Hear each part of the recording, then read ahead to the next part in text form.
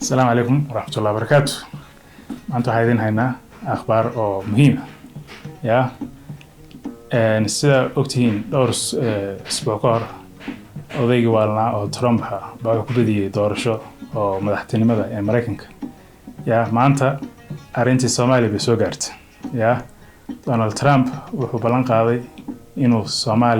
Somaliland oo aqoonsan doono inay dawlad noqoto buu balan qaada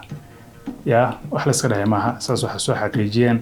article ay qoreen journal weyn oo la dhaho The Independent oo ka howlgala wadanka Ingiriiska marka waa kana article-ki soo jeedaan indiin ugu jeedaan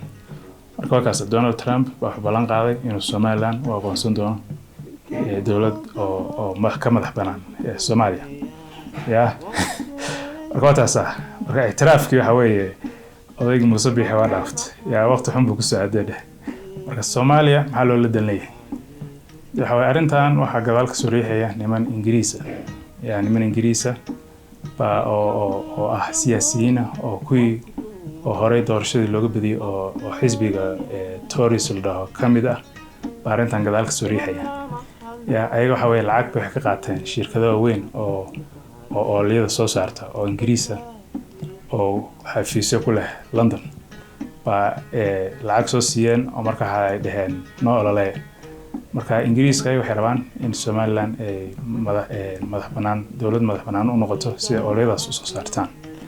ya marka meeshaas waxa loo daleeyay waxa weeye waa oliyada taal Khaatumi State waa loo socdaa wax kale ma socdo ya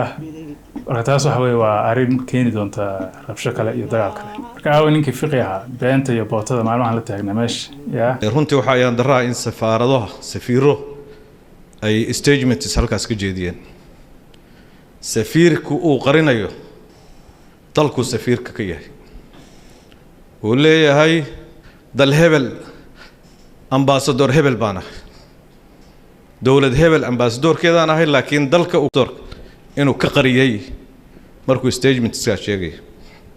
qaarkoodna inay ku tilmaameen country waanu yeernay safiirka Danishka markuu arintaas ku dhawaaqay wuuna noo balansan yahay dalka Soomaaliya waa hal dal wixii aan isku haysan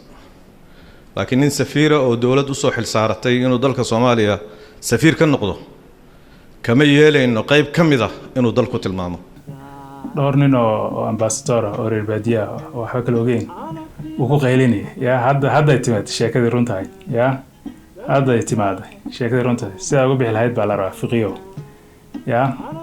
marka arintan waxay ku tusinaysaa in oo nimankan villa Soomaali jooga oo Xasan Sheekh uu ka kooyay in arintan ku dhaceen waxaan waxa weeye waa dawlad xumadii wixii dawlad ku sheegay beentaha oo meesha lagu hayay kent marka wataas hadii oo Somaliland halkaas loo ogolaado dawladnimada kuwa kalena waa imaan doonaan ya Puntland waa imaan doonaan markooda annagana waa kana ictiraafna si kuwa kale imaan doonaan ya Jubaland ku dar Banaadirland ku dar ya qaatuba ku dar marka Soomaalinimadii bay ku deynaysaa haddana waxa weeye inay saas noqoto waxa weeye chance-keedu waa weyn sababtoo maanta wixii dawlad ku sheegaha waxa weeye laguma heshiis laguma oo la afkaran leh marka waxa weeye sida oo ay arintu kala socon karto waxa weeye iyadoo la dhaho qololba calaalkeed ha qaadato ictiraaf doonto isa sahayn odayg walna oo Trump wuxuu balan qaaday inuu Somaliland uu aqoonsi u siin doono aqoonsi dawladnimo oo markaas ay Somaliland ay noqoto dawlad ka madax banaan Soomaaliya marka arintan waxa weeye waxay keenaysaa muran kale keenaysa doonta rabsho kale sababtoo ah si ogtiin fikradan oo Somaliland la dhahayo waa arin hal qabiil ku eeg hal qabiil baawt ya qabiilooyinka kale waxa weeye qaar waa ka hareen qaar kalena inay ka haraanna waxa weeye khasab ku noqonaysa ya laakiin meesha loo socdo waa oliyada taal Khaatumi State way marka arintan waxa baahan tahay Soomaaliya inay indiina furtaan ya odaygan Xasan Sheekh la dhahayo oo beenta xamar la fadhiyo iska qabataan ya hadeen iska qaban ya odaygaas waqtigan ka ciyaaray arinta sheekada inta soo ka weynaanaysa maanta waxa loo soo tafaahaydeeniyo waa khayraadka wadanka Soomaaliya way baa la rabaa in laga taajiro